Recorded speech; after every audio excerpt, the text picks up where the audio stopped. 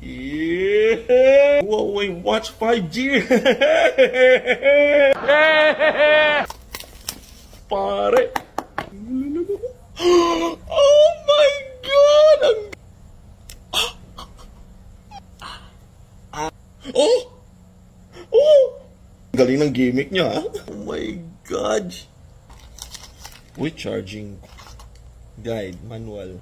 Okay, here we go. Sa totoo lang, I've been using this since 2019 or 2018 pa. Oh my gosh! Tingnan yung likod. Oh! Ayun, parang akong Ben 10 nito ah. Uy, ang lambot ng kanyang strap. Halobat siya. Ay, ayun, nag-on siya. Ayun, harmony. Oh. Oh, kailan ginagamit ko mo yung phone ko, sandali lang. Okay guys, so na-connect ko na after 30 minutes.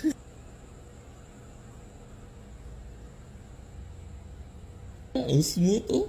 Oh, sheesh. Okay, waterproof test, here we go. Oh, die! Oh,